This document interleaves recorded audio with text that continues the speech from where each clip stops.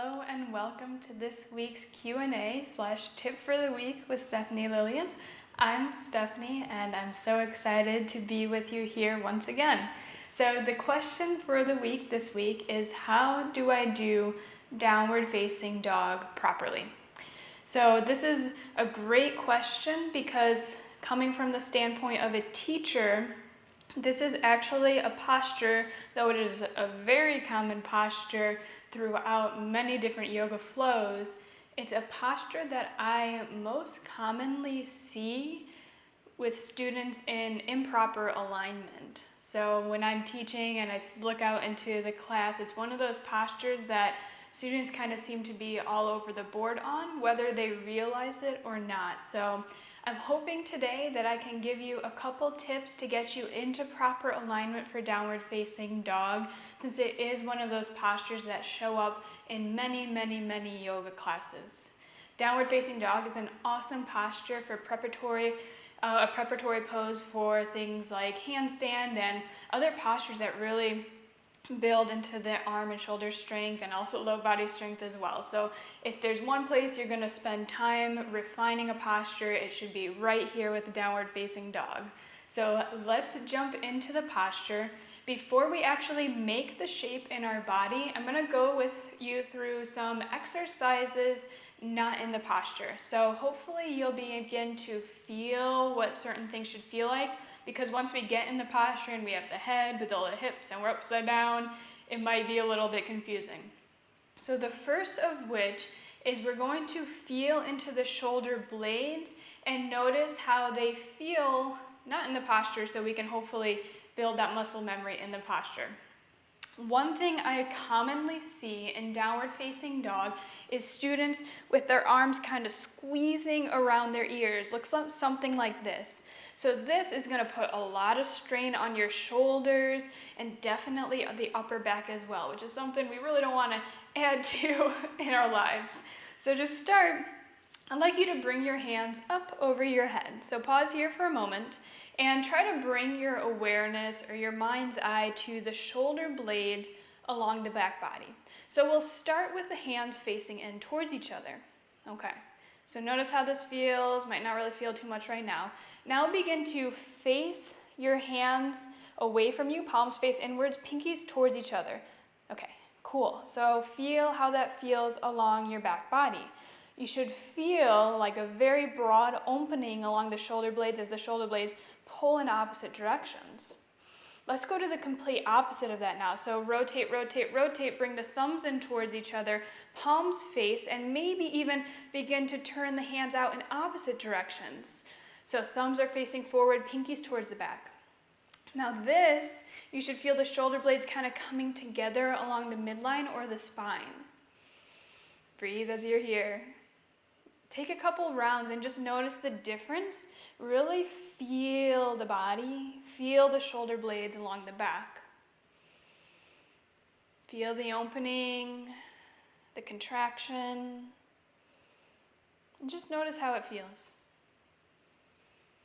Awesome. When you're ready, you can bring the arms down. So what we want to feel when we're in downward facing dog is this broadening of the shoulder blades. So almost the feeling of when the pinkies face forward and the thumbs face backwards. The opposite of when we're rotating outwards. So one cue that I'll give in downwards facing dog is to rotate the inner upper arm, so right here, out and away from your face. So that's going to give you that motion of opening. I'm going to turn around so you can kind of see it. The idea of opening the shoulder blades along the back line. So see how broad my shoulders got when I did that, rather than a squeezing and bringing the shoulders together. So that's one of the first major things that I want to go over with you. The second of which is where we place the weight in our hands. So if you're sitting down or even in tabletop, you can bring your hands down to the ground in front of you. Fingertips spread nice and wide in down dog. So we're not kind of closing the hands, we're allowing them to expand. And generally, the middle fingers kind of point forward so the wrists are parallel with the mat. Now begin to press down through your hands. You'll feel this lift in the shoulder girdle. So notice when I press, my shoulders expand as well. That's good. We want to be really resisting and pressing the ground away. From here, if you have wrist sensitivities, it may be because you're pressing down through the heel of the hand. So notice how it feels if you were to really try to press just down directly below the wrist and the heel of the hand presses down. Look at my fingertips even lift up when I do that. See if you can shift the weight forward so now you press through at the base of the fingers. So notice that weight transfer. Rather than really jamming the weight down through the wrists, we begin to press down. Now, can you begin to shift the weight between the pointer finger and the thumb? So kind of rotating slightly inwards with pressing the weight down. And just play around with how it feels to press the weight down in different regions of the hand. A cue that I'll give in down dog is usually to press the space down specifically between the pointer finger and the thumb. So one thing I'll see a lot happening in downward facing dog is the fingers begin to lift specifically between the pointer finger and the thumb, and we'll begin to kind of cup the mat. We really want to work that region down and almost claw the mat with the fingertips, so we really activate those hands. So play around with it. Notice how that feels. Try to transfer the weight from the wrists forward and slightly inwards. Notice when you press the ground away, the forearms work, the chest presses away from the mat. This is the exact motion that we want in downward facing dog. And we can practice it here, though we're not even down dog. All right, moving a little bit further down to the core. Sometimes in down dog, I'll see students either arc their back or round too much, more likely to be arcing the back since we are in a forward fold. So I just want you to see and play around with on an inhale, maybe you open the heart up. So this is arcing the back. On the exhale, round, we're rounding the back. So we want to find somewhere in between the two. The rib cage stacks directly over the hip points. So notice this nice straight line that we're making when we're here. We're not really crunching in, we're not really overly extending, somewhere in between. All right, now the next tip I'm going to give you, or alignment cue, is the biggest, most important one yet. And as a teacher, it's so difficult to see so many students resist this one. When we think of down dog, we think of hands on the ground, feet on the ground, heels on the ground, right? Legs are straight. That's the shape of downward facing dog. It is if you're super open and flexible, and that's the full version of the posture. However, so many of us are working into that full version and we're not quite there yet, and that is totally fine. Yoga is a practice. It's something that happens when we show up every day. We begin to open up the body and begin to add strength to the body. So what I want to really urge you to do is, if your heels don't naturally touch the ground, again, it's okay. When you practice, your legs will open up, and over time, they definitely will with practice. If your heels don't naturally touch the ground, please, please, please, when you practice downward facing dog, add a bend to your knees. So one of the biggest things that I see happen is people, when we have tight legs, the backs of the legs, or even hips and upper body, we really want to just get those heels to the mat. And when we try to do so, we lose all of the length in our upper body and back, and we begin to curve and really put all the weight into the hands and wrists. And I'll show you in a second so this makes more sense. But please get rid of this mindset, if you will, that I have to make down dog look like a perfect V. No. We want to have proper alignment and structure in the pose, and over time, when we work through proper alignment, not only will we not potentially injure ourselves, but we'll begin to get into the shape and work the areas of the body that are necessary or that need to open up for the full extent of the posture. Okay? So I know that's a little bit, lots of different cues, but we're gonna put it all together in a moment. Let's start just kind of working into the basic alignment of downward facing dog, and then we'll go from there. So find your way to hands and knees, tabletop position. All right, so when we're in tabletop position, again, take a look at your hands. So fingertips spread super wide, middle fingers generally point around to the front of your mat, and just play around with tabletop position, pressing the weight more towards the bottoms of the fingertips, so the balls of the hands, and then possibly inwards more towards that L shape between the pointer finger and the thumb. Press, press, press, and you'll feel the shoulder girdle lift. So this motion is the same that we want in downward facing dog. All right, so our hands are on the ground. We're working, clawing the mat with the fingertips.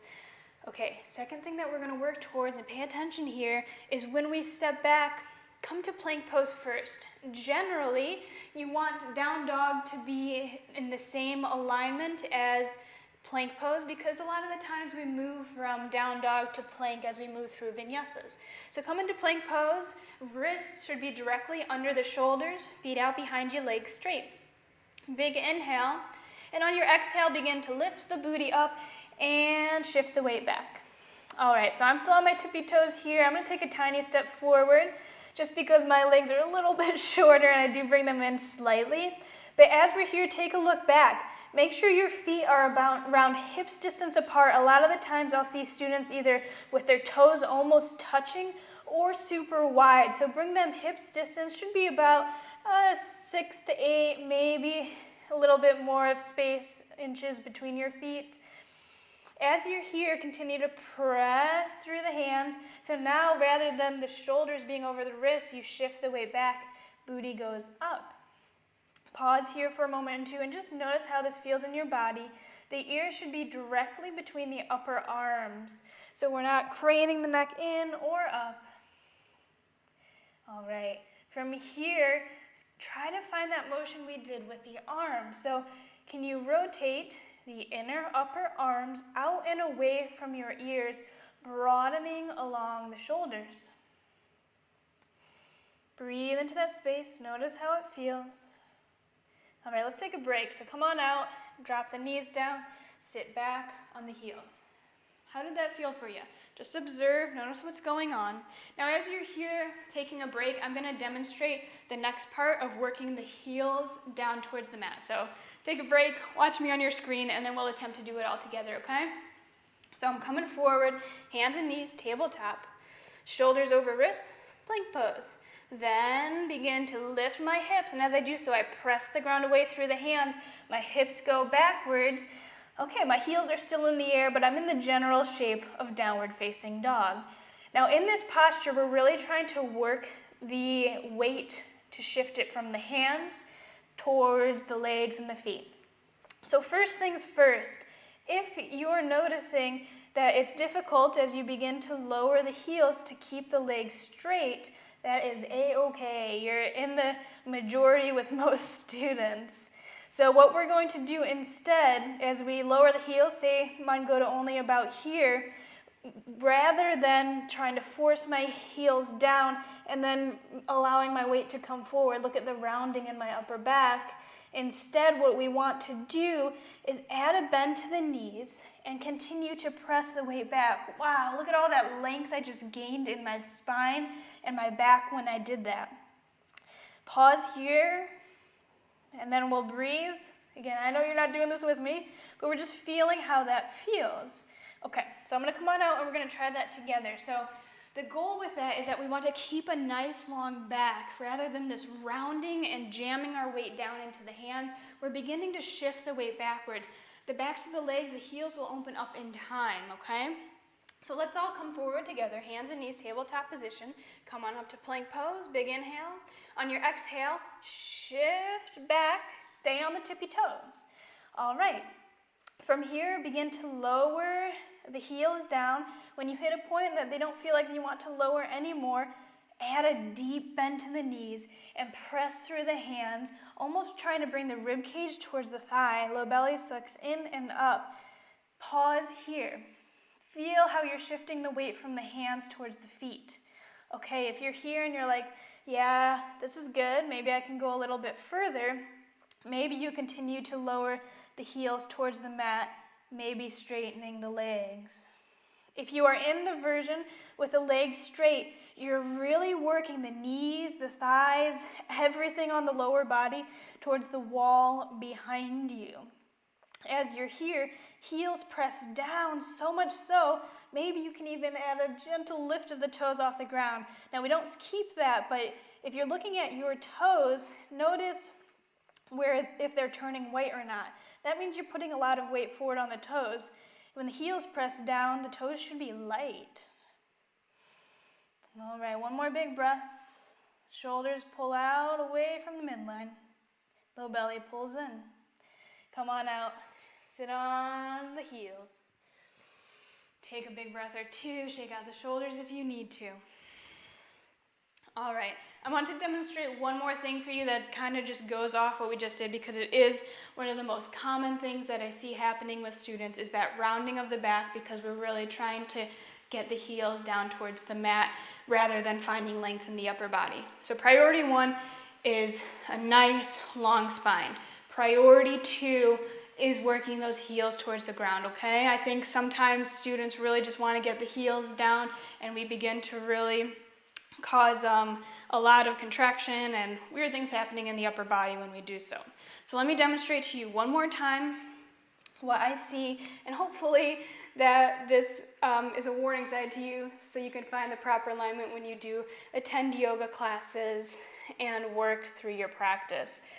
So right here, I'm in downward facing dog, okay? This is what we all think that we should be working towards, and it is the full version of the posture, but yoga is about meeting ourselves where we're at today. When students approach this posture and we work the heels down, one of the most common things that I see is that because of the body not being ready for such a posture, we begin to work the heels down, but instead, since we don't have all the openness in the body, we find this like rounding, if you will, of the spine because we're making up for not having the length in the legs. So just like we did before, again, we went through this once, but I just want to show this to you one more time. The way that we get the weight out of the hands and towards the back of the room, getting out of a more plank pose into actually down dog, is by bending the knees and then pressing back. Look at all that length I just got. Now see that my booty is up in the sky? As you work through your practice, what you'll begin to work on after finding all this length is the heels slowly begin to lower as the booty and hips stay exactly where they are. So notice, you know you've gone a little bit too far as if when you begin to shift forward again. So keep the booty up, and over time, those heels will gradually lower back down to the mat. So you can play around with this, you can go through those motions, but I really wanted to take some time to go over downward facing dog with you today and answer that question, because it is something that I think we take for granted, that maybe it's just like a common posture and students really think like, I mean, it's easy, it's just a V shape, it's kind of like a push-up, right? But there's so many tiny little alignment points that really add up and prevent you from having shoulder or wrist problems or even spine problems in the future. Down dog is an amazing preparatory posture. While you may be looking at it and be like, I don't want to be the only one bending my knees in class, believe me, you'll be happy that you did, because your alignment and your body will be so happy that you took the time to really work the posture properly than trying to come into improper alignment just to attain what you think looks like a certain shape. So again, I'm going to go through those cues one more time. To start, we have the ears in alignment with the shoulders. The shoulders spread broad along the back line, so the inner upper arms spin out away from the ears. We press down through the hands, specifically between the balls of the fingers, as the fingertips spread wide, even working towards the pointer finger and the thumb pressing downwards. From there, the low belly pulls in, and then we notice where the weight is in the body. If it feels like you're having a lot of weight in the hands and the arms, and there's rounding happening in the upper back, then you're gonna bend the knees, shift the weight backward, get that nice long spine and body, and then only lower your heels to a point that you can keep that length in the hips in this spot that they are in with the knees bent. If your heels and feet are flat on the ground, that's great. When you're there, also with the knees bent, you're really pressing the weight backwards. So the knees, the thighs, everything presses backwards. The heels drive down so much so that maybe you can wiggle the toes. And that's your downward facing dog. So take time, work with it, practice it. Your body is so perfect the way it is right now. Everything's a journey, as is downward facing dog and those more instrumental postures that show up all the time. So I hope this helped you. Thank you so much for joining in with me here today. Have a wonderful rest of your day. Namaste.